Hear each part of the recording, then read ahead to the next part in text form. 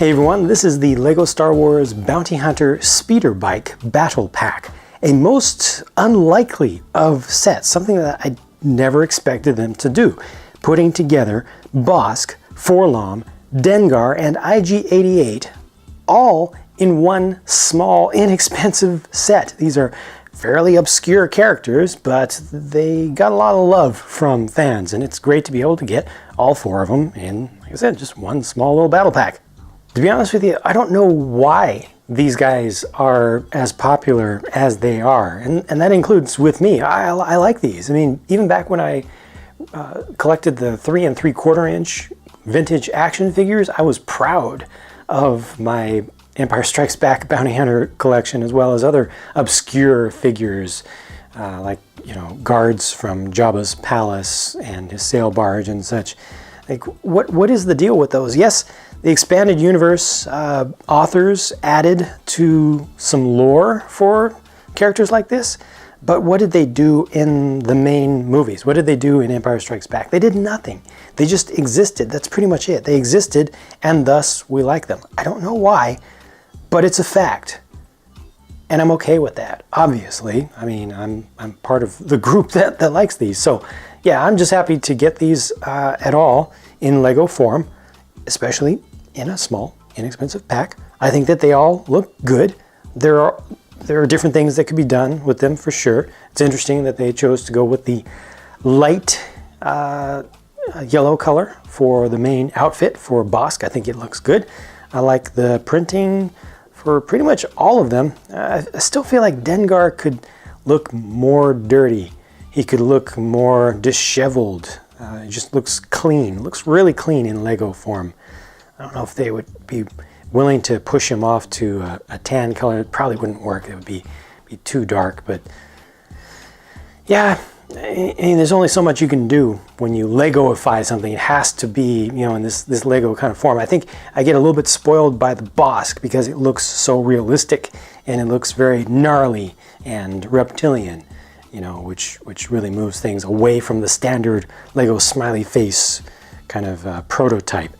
Nice job for LOM. That's interesting with the prints, the paint applications that they use there, including the darker pearl gray that they printed across the copper, which I believe itself is 2 different colors. It's only unfortunate that they did include these you know, the shooters that most folks don't like.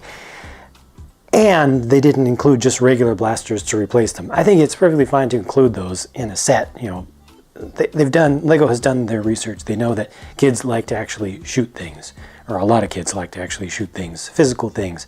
So that's good. But I wish that for the folks who want something that's a little bit more realistic, or a lot more realistic or believable, doesn't take you so far out of believability, that they would also include just, you know, a handful of smaller regular style blasters. Now, of course, these two guys have nothing else going on as far as alternate faces is concerned, anything like that, because it's just the entire head is one thing. There's no minifig head underneath there.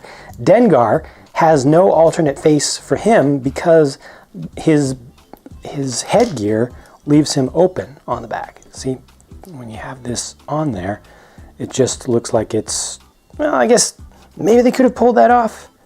The smile would have shown up. I'm okay with this. It would have been nice to get an alternate face, but I'm okay with not having it. The back print for him looks a little bit under-detailed maybe, and it's strange that it almost looks like he has a waist there, like a female style waist. I think they were just trying to show like folds and such, but it is what it is. I'm still happy with these figures. I like the print for IG-88's face as well. And yeah, good stuff. And you get the alternate weapon also for IG-88. The sniper rifle sticks out a little bit much on the back, but it's good to have it. And hey, at least they included that one regular molded blaster.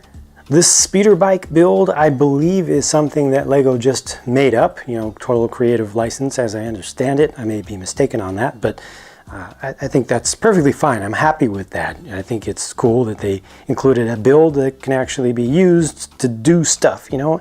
Sometimes it's nice to get a little bit of structure, but sometimes with these battle packs, the structure may be so small or so obscure that it doesn't really help with play. It doesn't help with display much at all either.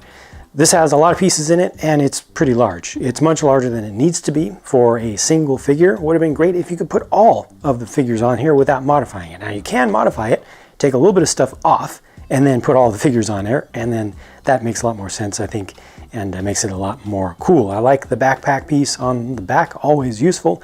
I like how it looks like it has tons and tons and tons of weapons all over it. It does have 2 more stud shooters, one on either side. I'm happy to get those. I think they're integrated well on this. I'm not against stud shooters in general, just overuse of them, you know, or using them strictly instead of regular blasters and accessories for minifigs especially. But those there are integrated very nicely. You got the single engine outlet.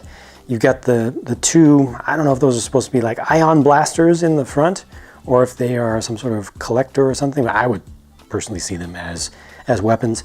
The blue color that you see for a number of pieces here is dark azure, including the inverted tiles, the inverted 2x2 round tiles. So that's all good. I would have preferred having next to nothing for an extra build, maybe just a little weapon stand, and throwing in one other figure, any other figure, instead of all of this. But that's just not the formula. They do 4 figures plus a build, and this is how it came out. Ultimately though, the set really is all about the figures, and I'm just happy to have gotten them. I can't complain. Yes, again, things could have been done differently for each one, maybe better for each one in some way, but I just can't complain. They're good characters to get. They're very collectible, and I like them.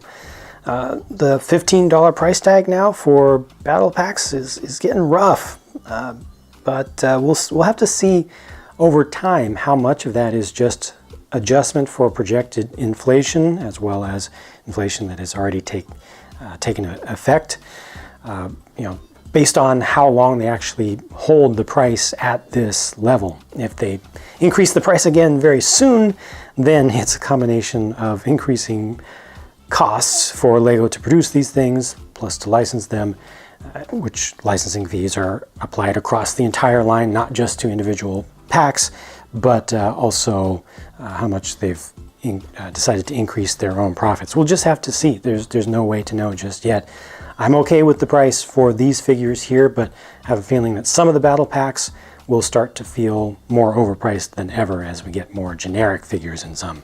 Let me know in a comment what you think about the figures, and also what you think about the build. Do you feel that the build was a worthy inclusion here, or would you have preferred another figure, or would you have preferred a different build done in some different way?